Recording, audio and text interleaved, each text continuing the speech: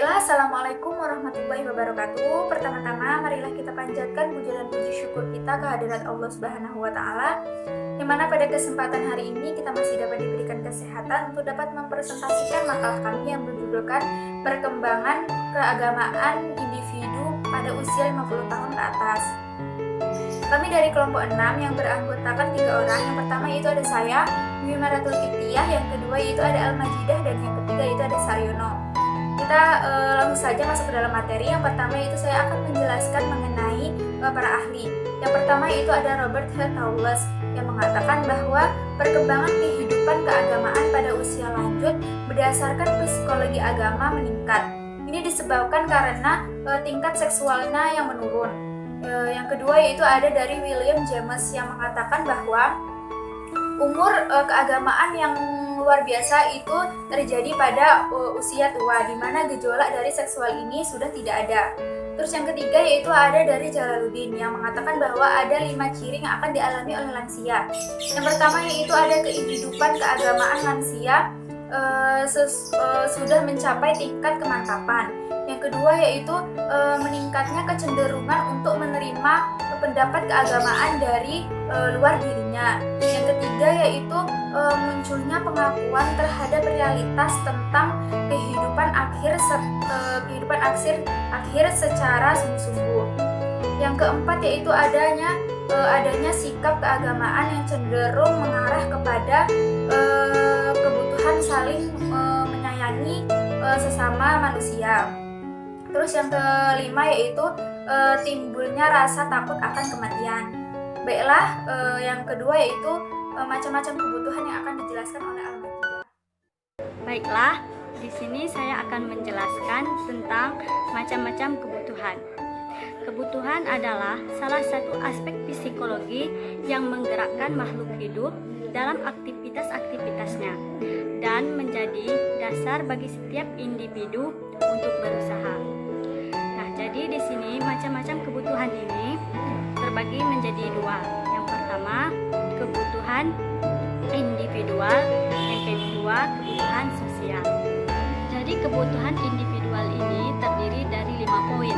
Yang pertama, homeostatis, yaitu kebutuhan yang dituntut tubuh dalam proses penyesuaian diri dan lingkungan.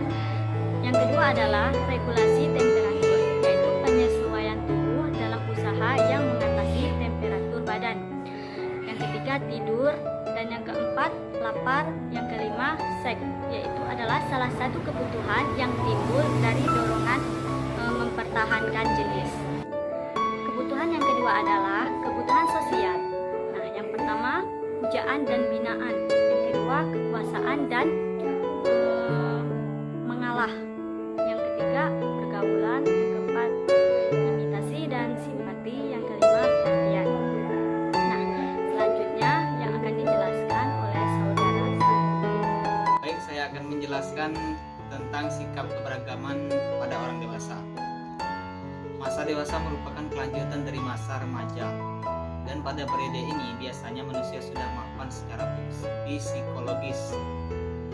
Salah satu ungkapan dari ilmuwan yang mengungkapkan yaitu Elizabeth tentang sikap keberagamaan pada orang dewasa. Ia menjelaskan bahwa saat telah menginjak usia dewasa, terlihat ada kematangan jiwa mereka. Saya hidup dan saya tahu untuk apa.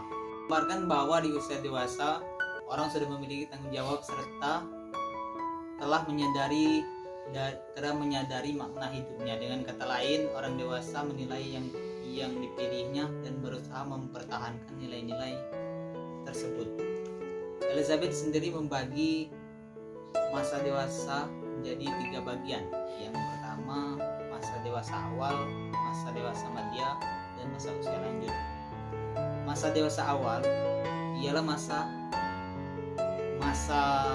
pencarian kemantapan dan masa produktif. Masa ini berkisaran dari umur 21 tahun sampai dengan 40 tahun. Masa dewasa madya berkisaran antara umur 40 tahun sampai dengan 60 tahun. Masa ini merupakan transisi di mana para pria dan wanita meninggalkan ciri-ciri jasmani dan perilaku dewasanya dan memasuki suatu periode dalam kehidupan dengan ciri-ciri jasmani dan perilaku yang baru. Pada masa ini, perhatian terhadap agama itu lebih besar dibanding masa sebelumnya. Yang selanjutnya yaitu masa usia lanjut. Masa ini ditandai dengan kemunduran secara fisik dan mental, berkisaran antara umur 60 sampai dengan tutup usia. Jadi, dapat disimpulkan bahwa masa dewasa itu terbagi menjadi 3 bagian. Yang pertama, masa dewasa awal, masa dewasa madya, dan masa usia lanjut, yang masing-masing memiliki kisaran umur yang berbeda-beda. Usia dewasa biasanya seseorang sudah memiliki sifat kepribadian yang stabil. Stabilisasi sifat-sifat kepribadian antara lain terlihat dari cara bertindak dan bertingkah laku yang bersifat tetap, tidak berubah-ubah. Nah, sikap keberagaman pada orang dewasa memiliki ciri-ciri diantaranya. Yang pertama, menerima keberagamaan berdasarkan pertimbangan pemikiran yang matang, bukan sekedar ikut-ikutan. Yang selanjutnya, cenderung bersifat realis sehingga norma-norma agama lebih banyak diaplikasikan dalam kehidupan sehari-hari. Yang ketiga, bersikap lebih terbuka dan punya wawasan yang lebih luas. Mungkin itu saja yang dapat saya simpulkan sebagai penutup dari presentasi makalah kami. Lebih dan kurangnya saya mohon maaf mewakili kelompok kami apabila ada kata-kata dalam penyampaian ini kurang berkenan di para penonton video kami. Jadi selanjutnya untuk pembahasan lebih lanjut akan kami jelaskan pada presentasi sesuai dengan jadwal. Itu saja yang dapat saya sampaikan dan kawan-kawan saya. Semoga video ini bisa membantu kita semua dalam menambah wawasan dan semoga diberikan keberkahan oleh Allah Subhanahu wa taala. Akhirnya saya akhiri dengan wassalamualaikum warahmatullahi wabarakatuh.